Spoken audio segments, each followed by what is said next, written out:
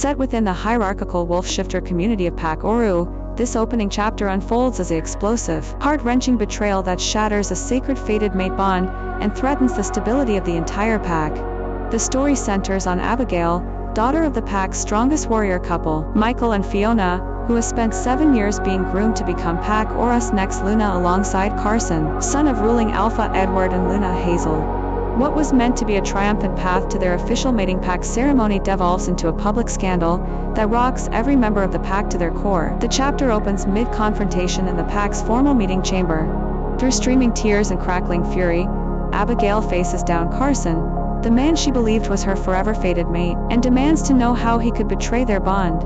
Mere weeks have passed since they completed the sacred marking ritual, a ceremony that forges an unbreakable spiritual and physical connection between mated wolves.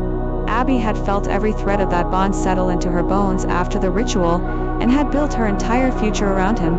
She imagined bearing his pups, standing beside him as a united ruling pair, and weathering every challenge of pack life at his side. They had not even moved in together yet. Carson had insisted they wait to share a home until after their final mates pack ceremony, framing it as a romantic, respectful choice.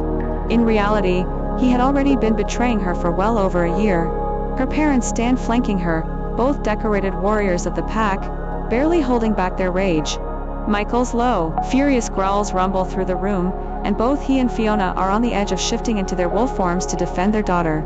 Alpha Edward wears a look of stunned disbelief at the chaos unfolding, while Fiona sharply demands to know where Luna Hazel is, unwilling to address the scandal without the pack's female leader present. Edward replies that Hazel will arrive momentarily. Abigail's fury spikes when she catches the scent of another wolf on Carson, the scent of the woman he has been cheating with. A savage, animalistic growl tears from her throat, and her wolf begins to rise beneath her skin, too powerful to contain. Before she can shift fully, Alpha Edward unleashes his alpha authority, commanding her to rein in her wolf immediately. The room tenses further as the door opens. Luna Hazel enters alongside Beta Jacob, his mate Tabitha, and their daughter Taylor, the woman at the center of the betrayal. Michael immediately drops into a fighting stance, ready to attack. Edward rumbles a sharp warning, stating he will not allow his beta and his top warrior to come to blows over the actions of their children. Even through her own overwhelming grief, Abby can see that Hazel is devastated by her son's actions. For 7 years, ever since Abby turned 14 and the pack confirmed she and Carson were fated mates, Hazel has personally trained her to take over the role of Luna. As the current Luna, however, Hazel maintains a rigid, stoic composure, folding her hands and refusing to even glance at her son. She prioritizes pack order and dignity over maternal heartbreak, even as Carson's mistake brings public shame to the entire ruling family. Taylor keeps her eyes fixed firmly on the floor, refusing to meet anyone's gaze. Abby can barely look at her rival without snapping, tearing her eyes away with a growl to fight for control of her rage. Alpha Edward clears his throat to address Beta Jacob and Tabitha, pointedly refusing to acknowledge Taylor by name. After the Beta and his family bow in respect to their Alpha, Edward suddenly sniffs the air, his brow furrowing. His eyes begin to glow with alpha power, and every person in the room lowers their head in submission. He delivers the devastating, game-changing announcement: Taylor is pregnant with Carson's pup. The revelation breaks Abigail completely. A raw, primal roar tears from her chest as she loses all control and begins to shift, her coal-black wolf fur sprouting across her skin. Consumed by grief and protective fury, she sees Taylor and her unborn pup as an existential threat to her bond and her future. She launches herself across the room toward Taylor, claws extended, ready to attack. Alpha Edward reacts instantly. He grabs Abigail by the scruff of the neck mid-leap, halting her in midair even as she thrashes and snarls in his grip, half-shifted with glowing dark green eyes and bared fangs.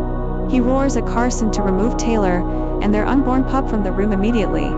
Carson scoops Taylor into his arms and flees the chamber, while Jacob, Michael, and Fiona all crouch into fighting stances, ready for bloodshed.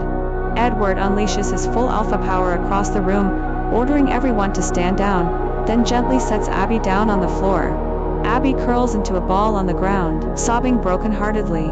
Across the entire Pack Oru territory, mournful howls rise up from every pack member, as their shared connection lets them all feel the searing, crushing weight of her grief. Edward's own chest aches with sorrow, and he can feel Hazel's pain alongside his own. He speaks softly to Abby, offering his deepest apologies and telling her he has always thought of her as his own daughter. He then bows his head to Michael and Fiona, a rare, profound show of respect from an alpha to his warriors. Michael, still shaking with rage, declares he has the right to challenge Carson for violating both pack law and the sacred laws of the moon goddess. Edward refuses to sanction the challenge, explaining that Carson is his son and is now expecting a pup that carries alpha blood and a place in the pack's line of succession. He turns to Jacob and Tabitha, asking if their daughter knew full well that Carson was already mated and marked. When Jacob confirms she did, Edward snaps at them for failing to raise their daughter with pack values. Jacob bristles at the insult to his parenting and fires back that Carson is the one who owes everyone answers. He drops another bombshell. Carson and Taylor have been seeing each other for over a year, and Carson had explicitly told Jacob and his mate that he planned to officially reject Abigail at the upcoming Mates Pack ceremony. Edward is stunned, his anger surging so powerfully through the pack bond that older pack members recoil and young pups across the territory begin to cry. Jacob adds stiffly that he will not repeat Carson's exact words to avoid causing Abby even more harm. Fiona cuts in at that moment, coldly stating she is taking her daughter home and will not subject her to any more talk of what she calls an abomination. She helps Abby to her feet and leads her out of the room without waiting for the alpha's permission. As distant howls follow them, the entire pack mourning the loss of their beloved future Luna. With Abby gone, Edward turns his full alpha fury on the remaining adults, demanding the full truth. Jacob explains plainly that while Carson may have been fated to Abigail by the moon goddess, he never had any romantic feelings for her.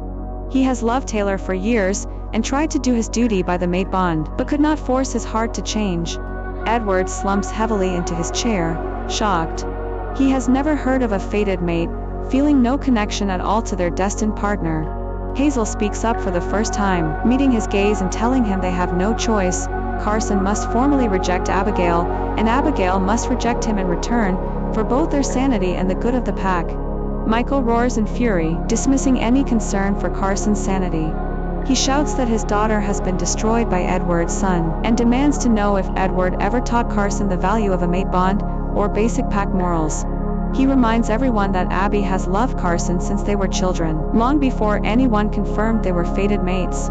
The entire pack watched them grow up knowing they would one day lead together. Now, he says, the future Luna of their pack is dying of a broken heart. Edward shakes his head, defeated. He knows that even if he forced Carson to stay with Abby and honor the vows of their marking, the betrayal can never be undone, and the shame brought on the pack will never fade. The unborn pup complicates everything further. It carries alpha blood, and will have a claim to leadership even if its mother never becomes Luna. The entire situation is an irreversible mess, and it is entirely Carson's fault. Hoarse with sorrow, Edward agrees with Hazel. Mutual rejection is the only path forward.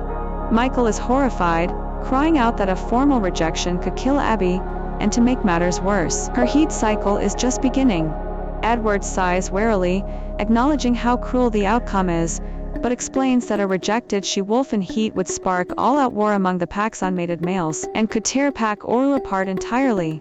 His only solution is to lock both Abigail and Carson in separate cells for the duration of her heat, and to sedate them both to prevent violence and ease the agony of their breaking bond. Michael refuses to let Carson escape the consequences of his actions so easily. He demands that Carson be kept fully conscious during his confinement, so he can feel every single second of the pain and guilt he deserves for ruining Abby's life. Hazel gasps in protest, warning that a conscious, rejected Carson, driven mad by the fractured mate bond, would destroy everything and everyone in his path to try to reach Abby. The chapter ends on this brutal, unresolved cliffhanger, a pack divided by betrayal, a sacred fated bond shattered before it could fully bloom, an unborn alpha heir thrown into the chaos, and two young wolves facing a painful, forced rejection and imprisonment as their only way forward.